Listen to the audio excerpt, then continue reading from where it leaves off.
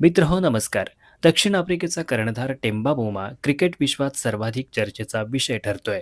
South आफ्रिकेच्या संघासाठी फलंदाज म्हणून टेम्बा अडचणीचा विषय ठरत असला तरी कर्णधार म्हणून टेम्बा बोमाचं नशीब त्याच्यावर कमालीचं मेहरबान झालेलं दिसतंय.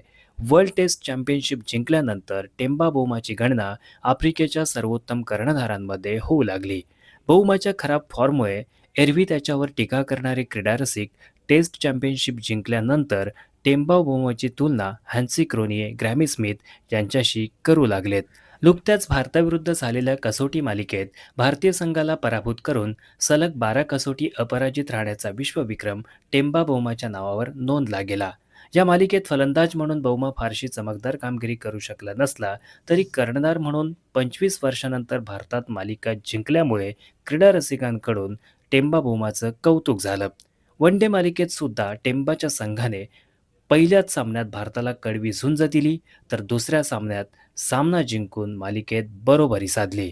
फलंदाज म्हणून 2025 मध्ये टेम्बा बोमा फारसा प्रभावी कामगिरी करू शकला नसला तरी 2025 या वर्षात क्रिकेट विश्वात टेम्बा बोमाच्या नावाची जोरदार हवा आहे. कर्णधार म्हणून टेम्बा बोमा आपल्या नेतृत्व कौशल्याची छाप जबरदस्त फाडताना दिसतोय. एक कर्णधार म्हणून टेम्बा बोमा 2025 या वर्षातील एक सर्वोत्तम कर्णधार नक्कीच ठरतो. 6 डिसेंबरला विशाखापट्टणमला होणारा तिसरा वन डे सामना जिंकून पुन्हा एकदा टेम्बा बोमा क्रीडा रसिकांना धक्का देणार का हे पाहणं औत्सुक्याचं ठरेल.